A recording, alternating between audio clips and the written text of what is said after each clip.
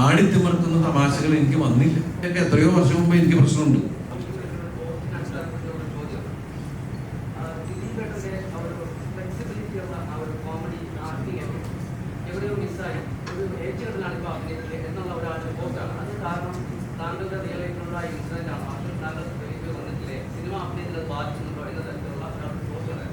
ആരാ പോസ്റ്റ് ഇട്ടേ? അതെന്താ പറയുന്നത്?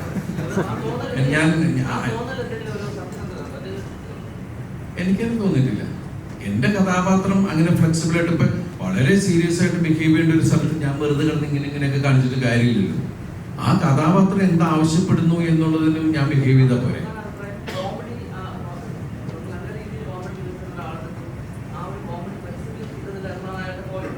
അതാ ചോദിച്ചാൽ അത് അയാൾ ആരാണ്?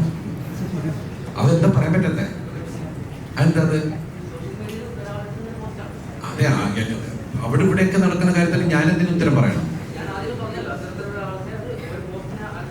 എനിക്ക് അറിയാൻ പാടില്ലാത്ത ആരോ ഒരാൾ എവിടെ നിന്ന് എന്തോ പറഞ്ഞു എന്ന് പറഞ്ഞ് ഇതിന് മുഴുവൻ ഉത്തരം പറയാൻ കാരണം എനിക്ക് ഒരുപാട് ജോലിയുണ്ട്. ഇല്ല, എനിക്ക് ഞാൻ പറയുന്നത് ഞാൻ ഏത് കഥാപാത്രം ചെയ്യുമ്പോഴും ആ കഥാപാത്രം എന്ത് ചെയ്യുന്നു എന്നുള്ള രീതിയിലാണ്. ഇപ്പൊ നിങ്ങൾ ഈ പവി കെയർടേക്കർ കാണുമ്പോൾ ഇയാൾ എങ്ങനെയാണെന്ന് പറഞ്ഞാൽ അയാളുടെ ഇതിൽ പോകും. ഇപ്പൊ നിങ്ങളെ മുമ്പിൽ ശരിക്കും പറഞ്ഞു ഞാൻ അടുത്ത കാലത്ത് അങ്ങനെ ഒരു ആടിത്തിമർക്കുന്ന തമാശകൾ എനിക്ക് വന്നില്ല. എല്ലാത്തിനും ലിമിറ്റേഷൻ ഉണ്ടായിരുന്നു. ഇപ്പൊ ലാസ്റ്റ് എനിക്ക് തോന്നുന്നത് പിന്നെ അത് ബിഗ് സ്ക്രീനിൽ വന്നില്ല. കേശു വീടിന്റെ നാഥൻ അയാളുടെ രീതിക്കുള്ള ഒരു ആട്ടവും കാര്യങ്ങളും ഉള്ള ഒരാളാണ്. ഇപ്പൊ വോയിസ് ഓഫ് സത്യനാഥനില് അയാള്